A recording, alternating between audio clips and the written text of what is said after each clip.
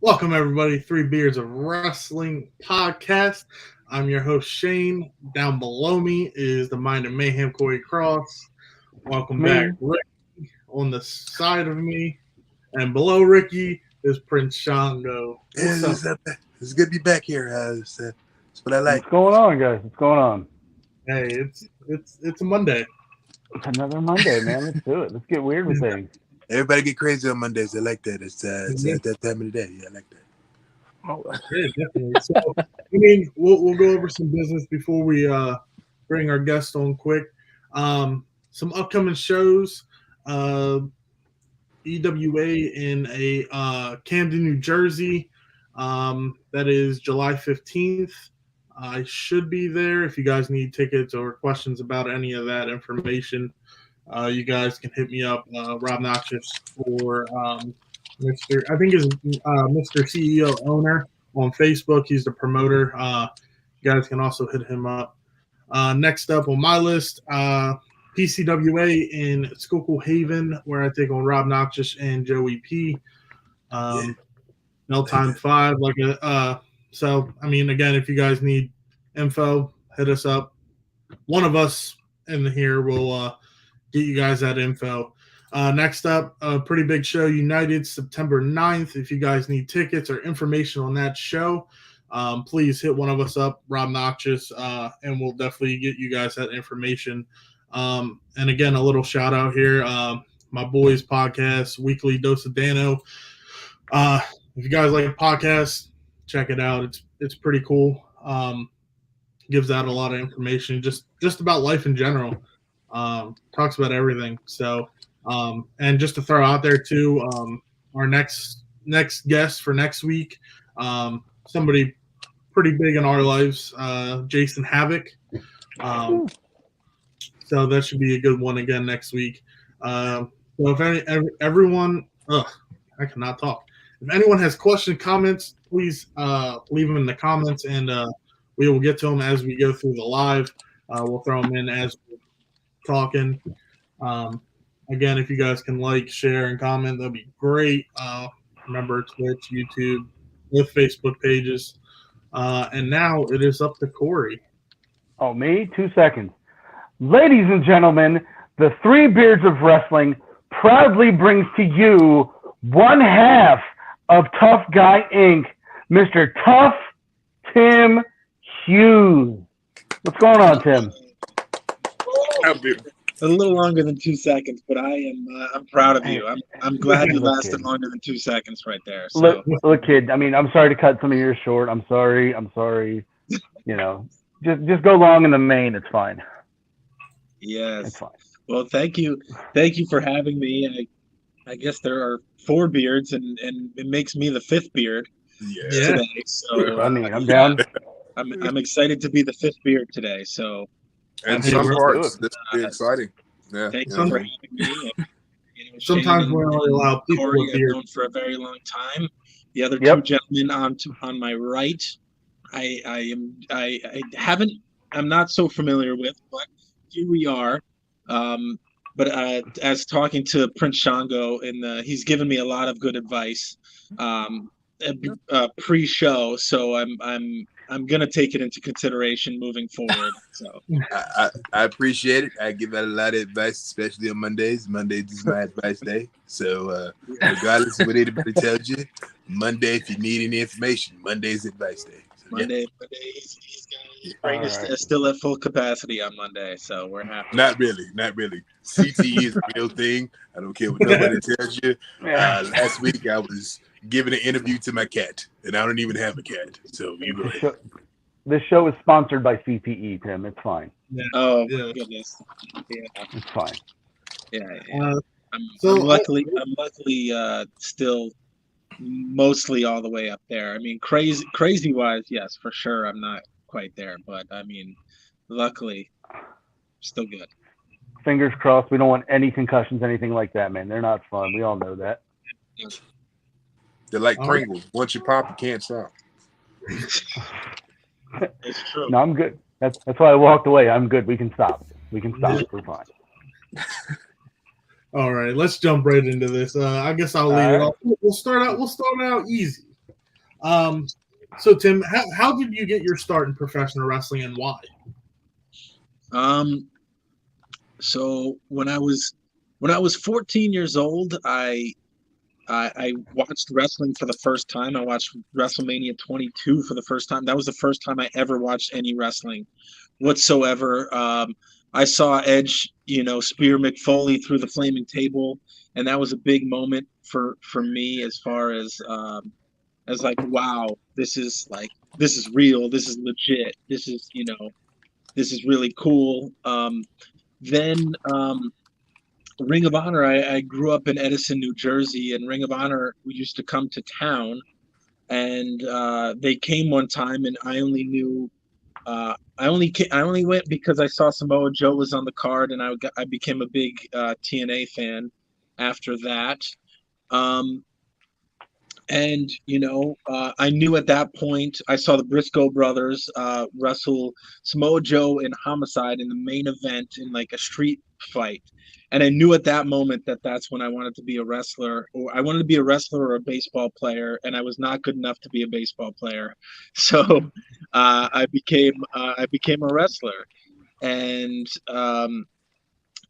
yeah, so through various research and deciding on where to go, I ended up at the Ace Academy in Union City, New Jersey, run by Mike Morgan. It's no longer there. Mike still runs shows every once in a while through Ace up in North Jersey. But I got to learn from some really good guys there. I got to learn from Mario Baccara. I got to learn from Danny Moff. I got to learn from the guys like the Midnight Sensations, who are guys who I thought were awesome. I don't know if you guys remember those guys, but those guys were awesome. Chris Rockwell and Sam Shields. I don't know. They were so good. And I was and also Azrael, who's an indie legend. And through there, I got to have my first match, and yeah, it was just something that I had one goal of having one match, and then of course you know how that goes for everybody. That one match, it turns into whatever it is, almost 1,000 at this point. But it yeah, so through there I got connected with the Monster Factory, and that's where I really started to hone my craft through QT Marshall and Blue Meanie and Danny Cage and a little bit of Larry Sharp. I was so blessed to learn a little bit from Larry Sharp at the end of his life, and Danny has been so incredible to me. They've got a new reality show which basically shows how I was trained. And believe it or not, if you've gotten to watch any of that reality show, um, Danny is a much nicer person now than he was. He was so hardcore. He was so hardcore. And he'll even tell you that he's so much nicer now than he was back when we were training. And through the Monster Factory, I made a connection with the ROH Dojo, and I really got to, sharpen my skills even further through that, and get into, that's pretty much where I got my start, and grateful that I've gotten to learn from so many different people. Delirious Cheeseburger, Will, so Will Ferrara and stuff like that. So I'm so grateful for all of that. Nice. Yeah, that's a hell of a lineage, sir. That's yeah. Right. That's one hell of a lineage. You said Dan Maff and all them, and Danny Cage, and kind of jealous you had the time with Larry. That. Yeah. As an old school, sucker for old school, I'm kind of jealous you had just a little bit of time with Larry. That had been a brain I would have loved to pick. Yeah, Larry was awesome, because Larry had all these cool stories, because he was all over the territories, and he had his guys all over the territories, and later became a referee when he was a little bit older, and still all over the territories. And the stories that he would tell were incredible, and I would never tell any of them because it wouldn't bring them justice to what what he had to say. But he did a podcast with Colt Cabana years ago, and telling so many great stories. He told so many stories, and like it's so funny because they were all so interesting, and he never we all know those old timers that tell the stories that the same exact story over and over and over again, and I never heard the same story twice with him, which was so fascinating about him. It just made me remember how it just made me realize how great what vast life experiences that man had, and what a lineage. And so I'm so grateful just to even be a part of that. So I dig that. I'll take it next. Yeah. With all that being said, Tim, like you said, your lineage, everything, your roots in wrestling run deep. What inspires Tim Hughes? What? Where do you draw inspiration from? As far as wrestling is concerned, or as far as just anything? Let's go with wrestling. Where does Tim Hughes draw wrestling inspiration from? I mean, I'm so inspired by just silly things that because Bob Evans, which we haven't even talked about, which I'm sure we'll talk about, my tag partner Bob Evans, who's meant everything to me. I'm so inspired in wrestling by silly things that Bob and I talk about, whether it's on the phone or we've spent hours in the car together, or on planes, or on trains, or on boats. We've traveled to wrestling together on every single form of transportation except for helicopter that you can think of, and teleportation. I hope so. I hope to do that soon. But so I feel inspired by the silly conversations that we have. I feel inspired by, the matches that Bob and I will watch in the car. And a lot of stuff that we've been watching recently has been stuff, just, the Fantastics and Bob Orton and, Dusty Rhodes and all that stuff, and the simplicity of it all. But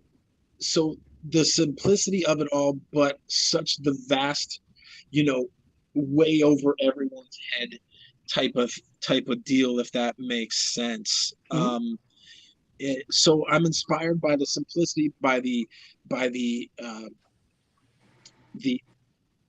little movements and the small movements that make a loud crowd reaction. That's making every single moment count. Like I feel like they did in the 80s. Because if you're watching the 80s and 70s wrestling, a lot of people today, my age and younger, will say that's lazy, or it's just they're not working that hard, which is not true at all, because they're getting winded out there, selling, just making little movements and getting that crowd involved. And that's kind of what draws inspiration. Anything and anybody that's more crowd oriented, more live event oriented, that's kind of where I draw my inspiration from.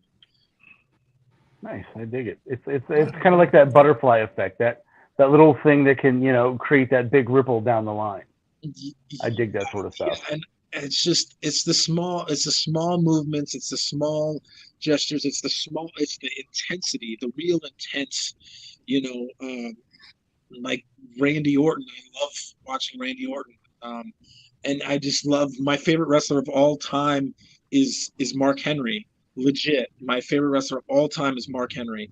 And Mark Henry, just the way that he was so intense and so legit, and just everything that he did, and everything that he did meant something. And we talked about the Briscoes a little bit before, and the Briscoes, they were legit. And Corey, I know you know them very well.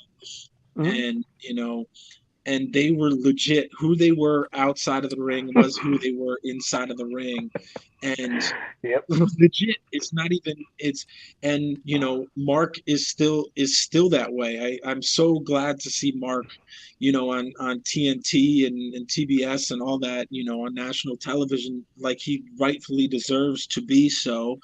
I wish Jay was with him, but there's he is there because if it wasn't for Jay, Mark wouldn't be there right now.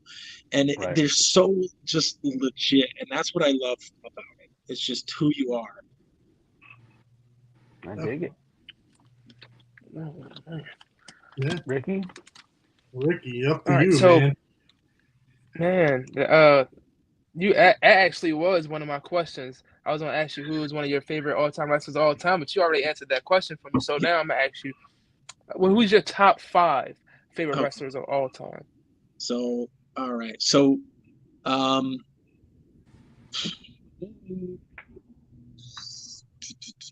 okay. So Mark Henry's number 1 for sure.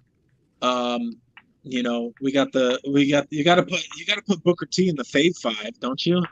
You gotta put him in the Fave 5. That's right, Booker T. sucker. I love me some Booker T. Those are 2 guys. And then I draw inspiration from really, I was a huge fan of Ring of Honor back in 2006, 2007, 2008. One of those guys who kind of, kind of my size, kind of looked like me, kind of, was, Bryan Danielson. And I loved Bryan Danielson so much. As far as just the way that he moves, and he makes everything mean so much as well. It's just the meaning of everything. Everybody sees all the crazy maneuvers that he puts people in and locks them up and does crazy things, but everything he does is something, it's for a reason, and he just can manipulate the crowd like no other can these days. So Bryan Danielson. Who else? Who else would be in there? Oh,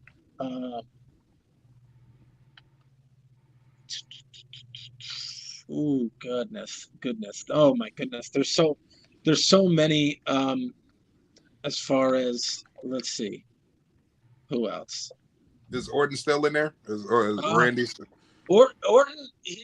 So the thing with Orton is I didn't appreciate Orton until I became in wrestling. I always thought he was boring. I always thought I didn't understand him, and then he really, truthfully, I appreciate everything that he does. I mean, Chris Jericho was also another guy that kind of my size, kind of my height, that that really I drew a lot of inspiration from because he's so charismatic, because he was going out there and, just try different things. How many times he reinvented himself, how many times he made himself, so different than before.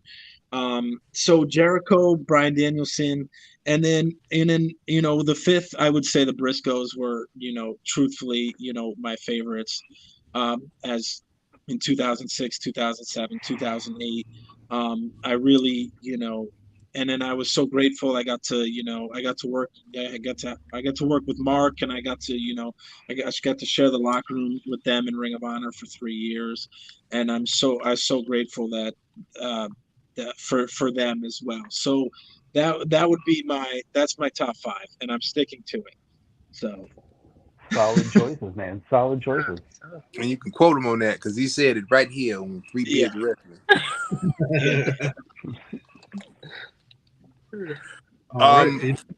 So I know when you and Bob came to the school and you did the seminar with us, and a lot of the same things that you're talking about now, you're still talking about then, as far as guys that you watch for intensity and guys that you would kind of emulate the things and guys you would draw inspiration from. So we talked about your roots. We talked about, where you draw your inspiration. We talked about your top 5. Now, my question for you is, at the end of the day, where would you like your legacy in wrestling to be? What do you see you leaving your footprint as? That's a good question because I don't know, because I always wasn't quite sure. There was a couple of times where I really, you know, thought things were clicking real well and thought things were gonna go my way, and necessarily they didn't. But I'm still young, 31. I got a lot of years ahead of me, and not gonna stop anytime soon. I really enjoy it. I really probably see myself more as, because I've learned so much from Bob, and what kind of legacy that he has, and I really see myself, in that role of kind of a coach or a mentor in the future. I'm doing a lot of that now. I'm learning a lot about how to do that now. I think, I think of somebody. I hope, that people look upon like, oh my goodness, that guy worked as hard as he possibly could. That guy, and I'll be the first to admit I'm not the most talented, I'm not the most athletic, but there's not many people that are going to work harder than me, as far as everything that's concerned.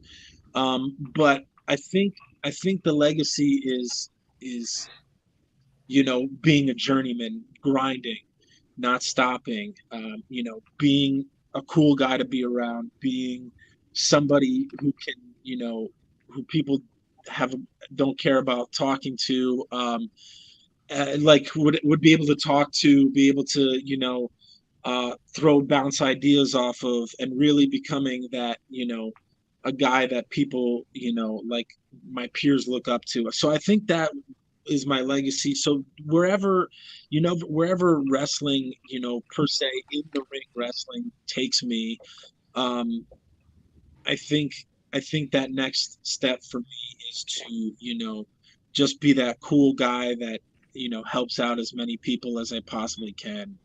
And I hope that's where my legacy takes me, at least. So We're solid. Yeah, I mean, I definitely learned a lot from you. yeah, yeah, I'm The and I'm seminar. grateful. I'm grateful for you too, Corey. So grateful for the amount of time we spent together. A rampage, rampage wrestling, and Yep. good old Yep. I mean, Dover, Delaware. we can still go. There's still I retired, but there's still an open challenge. There's still, I mean, Wait, still there's an still open challenge. in Dover? We In Dover, haven't there's still even, open? Look. Tim Hughes and I, we have a little, there's still an out, Somebody there's stole still, the belt in Dover. They still looking for that guy. I don't know who did it. I Who don't. did. I'm the reigning and defending Princess Champion. I mean, I have the title. That's possession. Possession is 9/10 of the law. I know bird law. I know that, and we're fine, and it's mine. It does, and anytime. Oh Anytime. my goodness. So that's something that I have never lost the Princess Championship. Apparently Corey has just won it by By default. 9/10 of 9/10. 9/10. That's what it is. 2 and 9/10 of the law is what it is. Well, with somebody to make this work at some point, I have no problem. Look, I'm fragile now. I'm old. I retired. We'll just leave it. We'll just leave it as I'm still champion. It's fine. Go ahead, Shane. Your turn. He was doing moonsaults last week. Don't let him lie to you.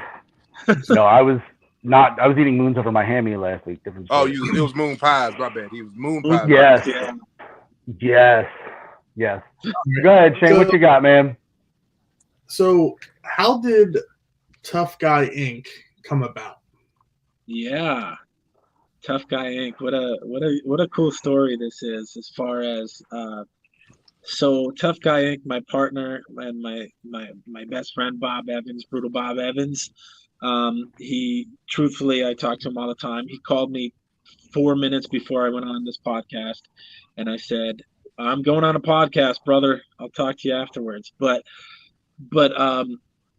Tough Guy Inc. So I ended up signing up for a Ring of Honor tryout camp probably in 2014 that I did that, and the people that were in charge of the Ring of Honor camp at the time, Delirious, probably Christopher Daniels, Kevin Kelly, whoever else was there, the Briscoes were there for sure.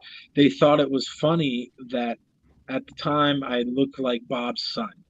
So I didn't have facial hair at the time, and they thought it was funny that they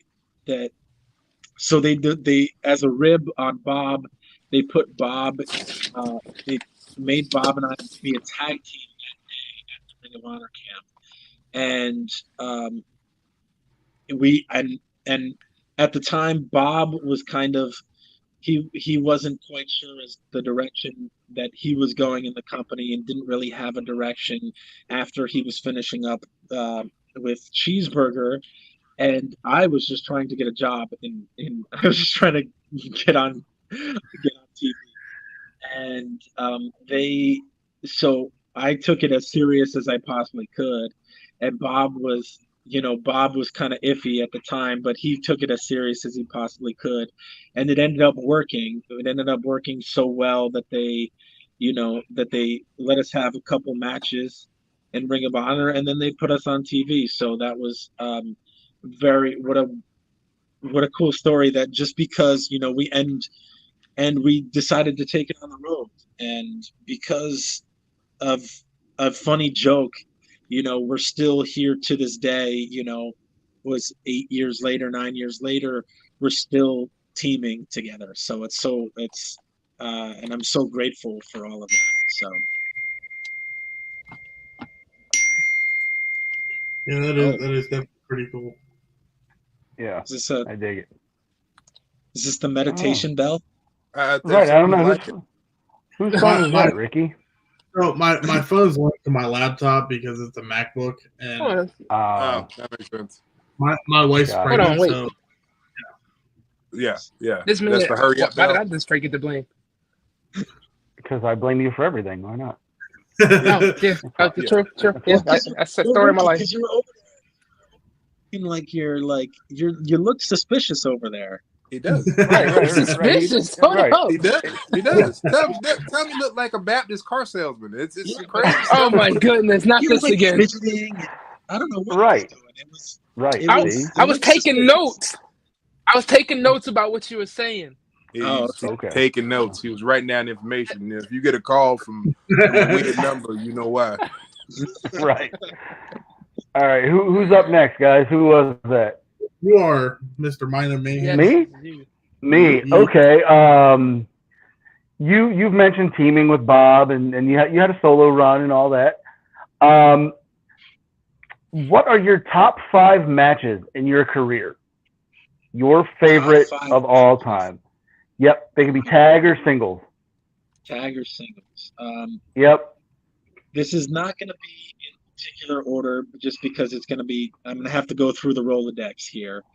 A couple of matches that stick out is one versus Michael Elgin at a Ring of Honor house show in Indianapolis. That was probably, that was one of my favorite matches. That was one that really helped me break out in Ring of Honor and helped people notice me, and gave me a lot of confidence that I could do it and hang with a guy that was, at the time, was one of the best in the world. I mean, he's still, he's still super talented. My goodness, Michael Elgin is so talented. So that was that. Another one of Bob and I can talk about. We wrestled the Ugly Ducklings, Lance and Rob, in West Virginia one time, which I loved that match so much. So that match was fun. Let's see, what other matches stick out here. So that match, we wrestled the we wrestled the Hall sisters in Seattle for a promotion called 3-2-1 Battle, and so that was so like it just was such a good match. It was the first intergender match that we ever had, and it just clicked so well. It was a babyface match that just clicked so well, and we were so. I just Bob always talks about that as being one of like the one of those like early on matches that we had that really shaped us as what we are today and what we're doing and how we're doing it. So the Hull sisters in Seattle. What else? What other matches? Uh,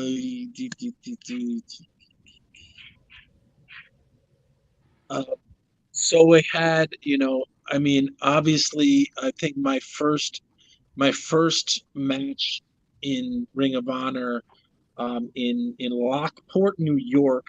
It was it was with it was actually my second match, but it was my first match tagging with Bob.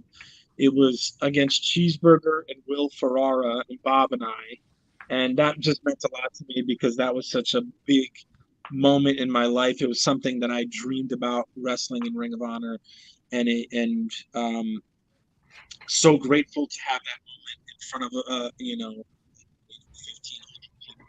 It was such a cool moment to have that, and then I think we had this match. We had a match in. I think it was. I think it was. So we had a match in May. We had a match in May in Jonquière, Quebec, Canada. For Jonquière Championship Wrestling up in Canada. There was 2,000 people there. It was one of the largest crowds I've ever gotten to wrestle in front of. And it wasn't anything particularly, special about the match. It was the atmosphere was so wild and so crazy. And one of my best friends, Kevin Kelly, was there to see it, and he got to see the vision of what we've been doing and all that stuff. I was so grateful to have that moment, with Bob and Kevin. And yeah, just so grateful. So that one is a special one too. So we're gonna leave it at that. So Michael Elgin singles match, my first match in Ring of Honor against the Hall sisters, against the Ugly Ducklings, and that match in Jonquière that I love so much. So against Big Fat Seb and Mark Coleman.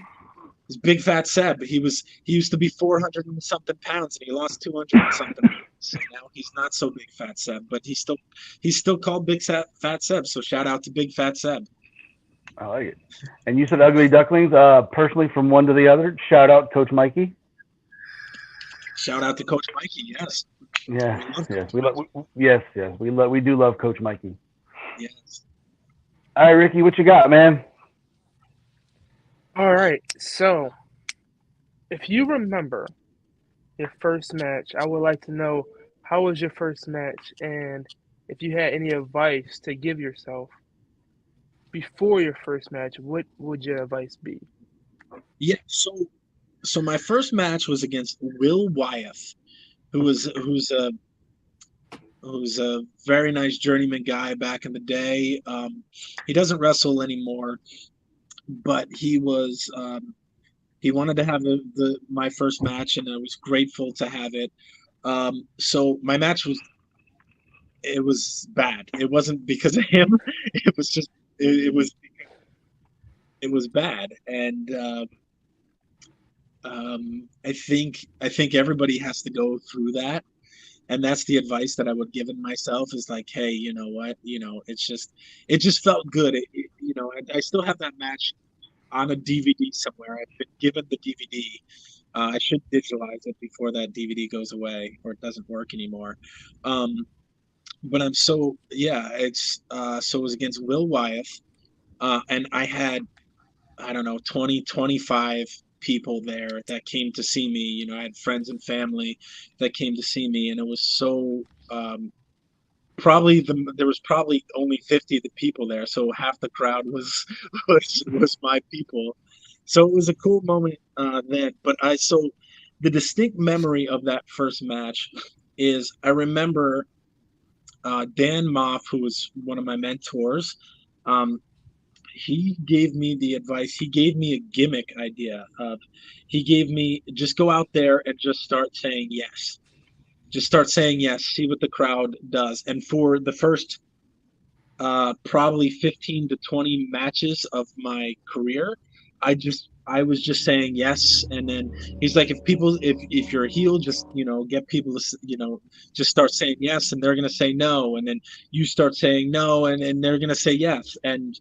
Um, and I remember that. So for the first 15 to 20 matches, I did that until Brian Danielson started doing it, who's one of my favorite wrestlers. And he started doing it because of Diego Sanchez was doing it. Yes and no. And yeah, so as soon as that happened, I immediately stopped doing that. So, but yeah, so I vividly remember him, Danny, and Danny will tell you that he tells that story all the time to all the new students over at Wrestle Pro or anything, any people that he encounters. But yes, that was the first yes guy until Daniel Bryan did it, and then I no longer did it after that. So I mean, I think Dan Maff was just trying to make you the Zodiac from WCW. That's all it was. I think he was. I mean, I mean, I wouldn't say it, but that's a solid. I'm assuming. You know what they say about assumptions? Yep, they're usually right. Yep. Yeah, they're normally correct. They're always right. Exactly. They're always. Exactly. Go ahead, Sean. What you got for him? So, throughout your vast travels in your career, places you've gone, things you've seen, people you saw, tapes you've made allegedly, what has been some of your favorite places to wrestle? Let's see. So I've been so blessed. I've gotten to wrestle in 42 different states across this great country. So I keep track because I'm trying to get to all 50. Yeah. So I'm still chugging along here. I will get there. My goal was to do that before I turned 30, and then the pandemic put an end to that. But let's see, some of my favorite places to wrestle. Any place that's been weird. Any place that's been weird, okay. Like a weird place to wrestle. Those are one of my favorite places. Let's see. I love Nashville. Nashville is incredible. I love Nashville so much. Let's see. Seattle has cool. Indianapolis was a super special place because that was like the first time I had gotten over and people had remembered me in Ring of Honor. So it was the first time where I would go there a couple times and they actually remembered me and knew who I was because of that match I had with Michael Elgin. So that was always a special place. I love wrestling at the Hamburg Fieldhouse. I love that so much. It's such a special place with full of history and yeah, just so much. It's so old school. I always talk about how it, like if people were still allowed to smoke indoors, how it would just look like it would just turn into like an old school boxing, where like the guys in suits and hats are there smoking, and it would just be like this smoky place. Quebec has always been near and dear to my heart. Anywhere in Quebec, in Jonquière, Quebec City, Montreal, all of those places we've seemed to connect very well with the people there.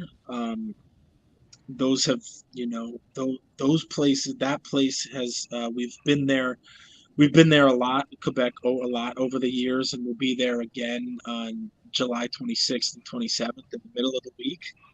coming up to Quebec City for NSPW, North Shore Pro Wrestling. We haven't been to NSPW in a couple of years. We're excited to be back for that one. That's a plug. But no. So yeah. So all those places above have like a very special place in my heart. I got to wrestle. One of the cool places I got to wrestle this year, I got to wrestle in California for the first time this year. I got to wrestle in San Diego at a bar, at a brewery owned by Tony Gwynn's family, and that was like just meant a lot for me. Like as being a baseball fan growing up in in the '90s, and how important Tony Gwynn was to the game of baseball, and they had the Tony Gwynn Museum is inside of that brewery. It's awesome. That was a cool place. So, okay. So yeah, Right. Those are some of my favorite places. You said weird, like a certain building that rhymes with the Delaware Agricultural Museum where you lost a certain title. That's maybe psychotic. mine. That's more psychotic. Yeah. That's not weird. Maybe mine. The agricultural. Sure. Any venue that had horses and chickens. That that was. Yeah, taxidermy all over the place. Horses, chickens, like houses. And then the locker room was like a preschool? Yep. Yeah, we had the corner, Yeah, it was a preschool. Stay out of the crowd. Right. Stay out of the crowd and the PVC. The PVC guardrail. Yeah. Stay out of the crowd. Don't do anything fun. Yep. Yeah. I do have to say while we're on Rampage for a second, I do have to just express my absolute gratitude for everybody that was in the locker room. Remember that day? Bob and I were driving down to North Carolina, and we had due to hurricane in North Carolina, the show got canceled, and we made it all the way down to Virginia. And we had reached out to Rampage Wrestling and said, hey, we're driving through the area and we're going to be there probably an hour before showtime. We're coming to the show no matter what. Is there something that we can do or not? And I just know that the whole locker room, came together, and they had pooled together some money for us that helped recoup some of our losses that weekend from the show in North Carolina, and also so all of that, and I know Ryan Fox, and I know Corey was a big part of that to make sure that was, and I'm so incredibly grateful for that moment, because it just was you hear all these horror stories about wrestlers being mean to each other and whatever, and just trying to screw each other over and stuff like that. There was none of that day. It was just all out of pure love, and it was so much. I got so much love from that crowd, from that group of guys, and I'm so grateful for that. So that was like a huge moment, and I just wanted to say that. So. Yeah, so Rampage Wrestling always has a special place in my heart, because it was a place that believed in me, and it was a place that that took care of me when it really mattered, and I'll never forget that moment. So yeah. Good, Shane. What you got? All right, so we got like 15 minutes left. Yeah, we can do this. We can part two. So we're definitely gonna have to do a part two with this. So we kind of ask all of our guests this. So you don't have to name names, because I know what happens on the road stays on the road, really. But what is your favorite road trip memory? Oh man.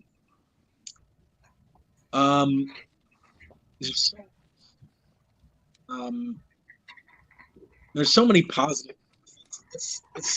Let's see if I start naming some positive ones, and then a negative one shows up, and we'll see if I can say it or not. My first road trip ever was to Beyond Wrestling in Elyria, Ohio. So in the early days of Beyond Wrestling, when they were still doing studio tapings, and they were based in Ohio. That was my first ever road trip. I went with a couple of guys, including, LSG Leon St. Giovanni, who's one of my best friends. I went to high school with him. Shout out to him. Also one of my favorite wrestlers of all time.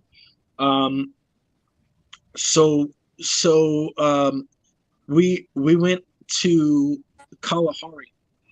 What Kalahari is. It's like an indoor water park resort. There's one over in the Poconos, I believe, but there was one in Ohio as well, in Sandusky, Ohio. And just the camaraderie there, like all the boys, like that was my first moment there. Matt Cross was there, and he was super cool. I didn't know him at the time or anything like that, but he was somebody that was a Ring of Honor wrestler that I really looked up to, that was there, and we all went to Kalahari, and that was a cool moment. All the memories of Bob and I traveling, I always tell Bob, the amount of driving that we did together, the amount of stupid trips, 18 hours, 20 hours, 24 hours that we did together. I mean, it took years off my life. Legitimately, I think it took years off my life. And, but I'm so grateful to do that. As far as like stories are concerned, why am I drawing a blank right now? I have so many stories. I have so many stories about wrestling at Charles Manson's middle school in the mold, and it was moldy and damp and gross. And I have stories about wrestling in a Mexican rodeo in the Bronx. That was a weird place. One of my favorite places was wrestling in a Mexican restaurant, inside a Mexican restaurant, where there's just patrons like eating their dinner, not really caring about what we're doing. And they're just eating their dinner, and we're just in the middle of, they've spread out all the tables, and there's just people eating, and we're just in the middle of the ring. We're just in the middle of the restaurant in the ring, just wrestling. And that was a weird time. But as far as just just spending countless hours on the road with Bob and Congo. I don't know if you guys know Congo, but Congo is one of my best friends as well. He's having a little bit of health issues right now, but he's coming back. We're getting him back here, coming along here. We're gonna get him. Hopefully we'll see him back in the ring in 2024. Just the amount of stupid things that we did, and the amount of crazy, just the crazy drives, and just all the stupid things that we did to keep ourselves sane during that time. But I just remembered a good story. So back in my Ring of Honor days, I would also drive the ring truck as well, and that was one of my ways to get in the company, to earn pay my dues and stuff like that, and to really so we would drive this 26-foot box truck. And so there would usually on weekends where there would be TV, there would be 3 trucks. On weekends where there was just house shows, it would be 2 trucks. And this particular weekend, it was War of the Worlds, so it was New Japan, so everything was being taped for television, pay-per-view, whatever. Nonetheless, it was up in Toronto, so we had to pass the border. You have to cross the border. So there's 6 people in trucks. How'd you get in the center, Ricky? I don't know. See, right there. Oh, that crazy stuff. I'm right. I didn't even do nothing. I was listening. What you say? What you say? All right. Your show, Ricky. Yeah, take it. He was telling a story, and then you just wanted to pop in there like you own everything. Yeah, forget our guest. Forget our guest. It's fine. Hey, Tim, how do you like Ricky's shirt? Let's Let's talk about Ricky's shirt. It's fine. We'll forget Tim's story. We'll talk about Ricky now. He's got the only leopard is it leopard print? Yeah, It is. It is not leopard print. It actually has little flowers upon it. He stole it from his grandmother. Oh, okay. It's camouflage, is what it is. He stole it from his grandmother. It's camouflage. But anyway, enough. Let's continue the story. Let's continue Tim's story about the ring truck in New Japan. So that's more interesting than Ricky's shirt. As usual, so I can say not nice things about them because they're no longer in the wrestling business. Sinclair Broadcasting did not give us the proper paperwork to cross the border, so we were stuck at the 3 ring trucks. So it was 6. Yeah, there was 6 of us. So 2 per ring truck that got stuck at the border for 7 hours. And we're just sitting there and they're questioning us and we're just giving them answers and stuff like that. But thank goodness for Tony Khan because he bought Sinclair Broadcasting out of the wrestling business. But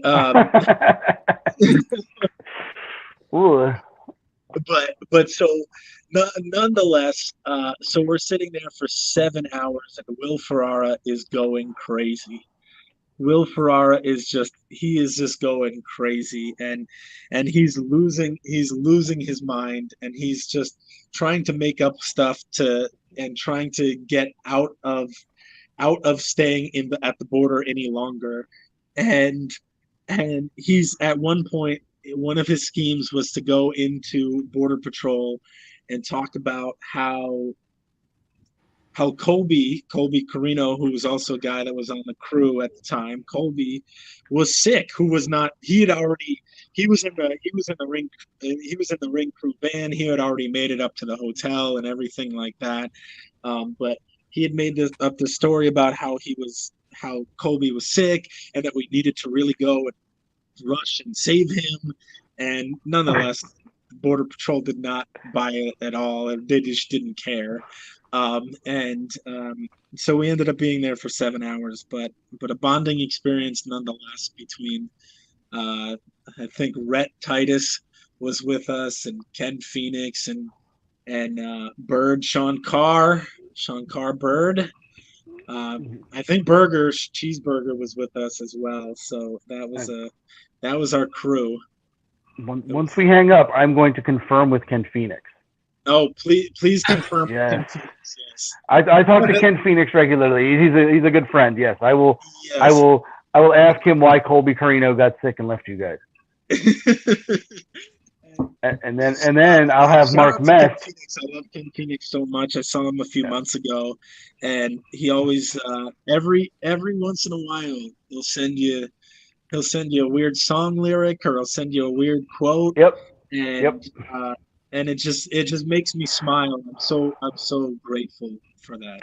And then somebody, when he sends those, somebody may or may not send his old Ring of Honor Outlaw promos back at him and go, "Hey, what are you doing? You know, didn't sell the gear. You're not going anywhere." Yes. All right, let's slowly. I got one final. We good or Shane? Me? Yeah, go. All right. Since we're coming to the hour mark here, I'm going to ask, Ricky kind of took a spin on my question, but I'm going to ask Tim Hughes, July 10th, 2023. All the knowledge you've gained in wrestling, everything, road, in the business, in production, everything.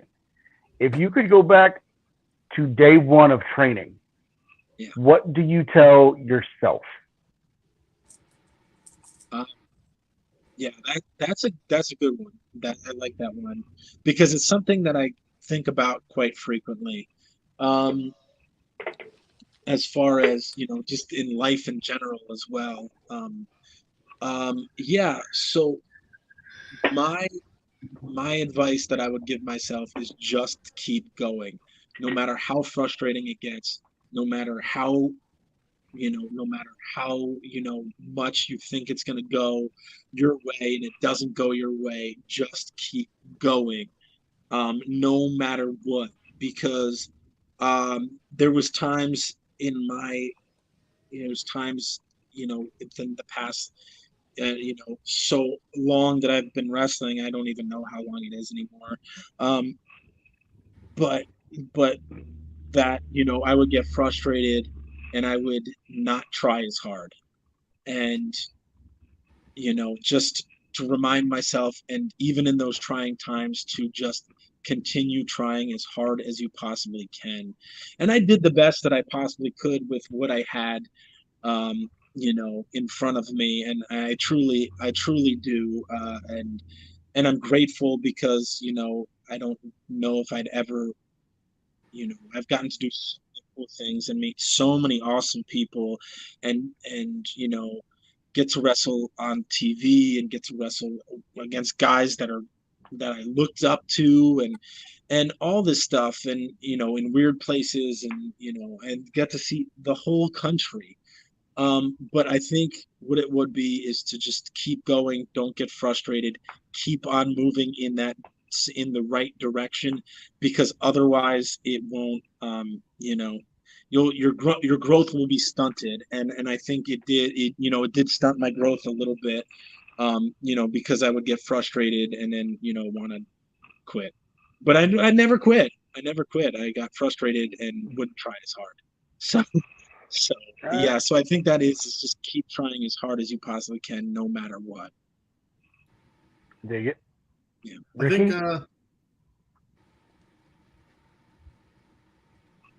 Ricky? I'm sorry, I didn't hear you. Yes. It's your turn. Well, we had 3 minutes left. I wanted to hear what else he has coming up.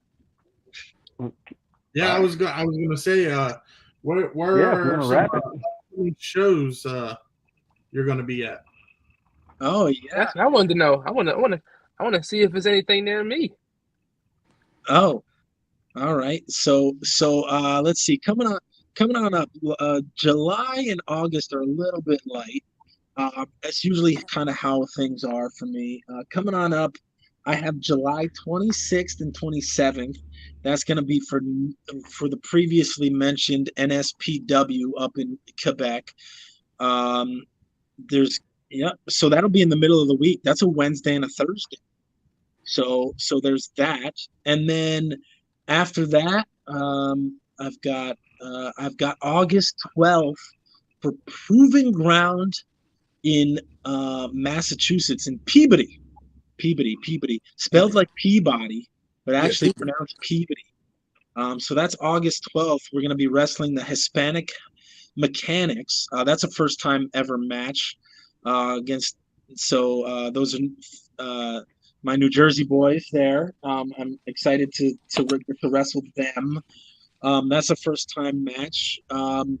And then another one that I will plug to you because it's near and dear to my heart. September 16th, we have Battlefield X for American X Wrestling. That's a promotion that's near and dear to my heart. That's it's something that I've worked closely with for the last 6 months or so with Antonio and Jared and Bob and Kevin. Shout out to those guys. I'm very so we got Battlefield X, but earlier in the day we have Legends Fest. All different kinds of legends. We got Kurt Angle's announced, Rob Van Dam's announced, a couple of different other people, Tito Santana.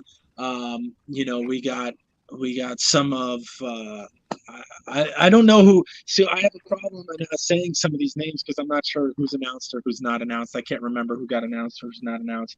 But so we have Legends Fest. It's going to be 11 to 3 o'clock. It's going to be a huge fest. There's going to be quite a few other names that are not announced that I'm excited for. I'm very excited for some of those. And in the morning we have Awful Mania. Kevin Kelly will be hosting a Q&A with Johnny Rods, who has trained, oh my goodness, how many good wrestlers is Johnny Rods? It's Larry Sharp, Johnny Rods, Those guys kind of come from the same era. So it'll be interesting to hear Johnny Rod stories, because I got to hear a lot of Larry Sharp stories, and I've never got to meet Johnny Rods before. So we have that September 16th. We got Waffle Mania starting at 9 a.m.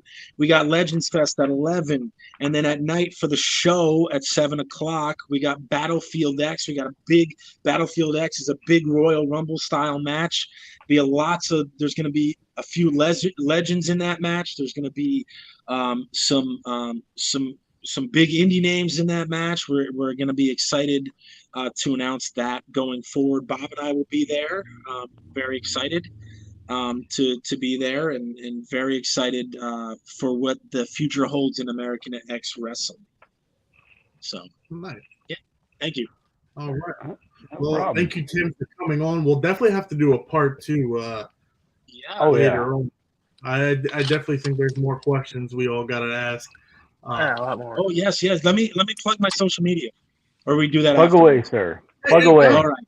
So at Tough Timmy on Twitter, and since Twitter's dying, we're on the treads now, right? So we're all on the treads now. At Tough Timmy H on the treads. As far as and Instagram as well, at Tough Timmy H on Instagram as well as on the treads. Or you can facebook.com/Mr. Good News with a Z. You can friend me on Facebook. I'm a friendly guy, I think. You can friend me. Whether I accept that friendship or not is another story. True. Fair enough. And also shout out to Robbie Blizzard, because I'm the champion. So I'm very shout out to him as well. And that's all I got. I'll give you that one. You can. I held that too, but you can hold it for. Yeah. Oh, that's my championship. He just saying. All right. So before we go, Ricky, sorry you're getting covered up, and yeah, it's whatever. So this weekend, much better. EWA in Camden, New Jersey. I will be there. I believe it's an outdoor show. I believe starts at 4. If you guys need info on that, hit me up. We'll get you guys that info. Next on my list is PCWA in Schuylkill Haven, PA, where I take on Rob Noxious and Joey P. After that, September 9th, United again in Harrisburg, PA. I don't know if the location has been announced yet or not. It is not, no. Again, if you guys are in the podcast, check out my boy, Weekly Dose of Danos on Facebook, I believe, and he also streams on other platforms. And remember, guys, next week our guest is Jason Havoc, so make sure you guys tune into that. Tim, thank you again for coming on. I always love talking to you. Thank you, sir. Yeah, you're awesome. Thank you so much. I appreciate you all. Thank you so much. Have a wonderful evening. Hey, you too, too, man. Do the same. Yeah, thank you. All right, guys, we are out. We'll see you soon. All right. Bye. Yep.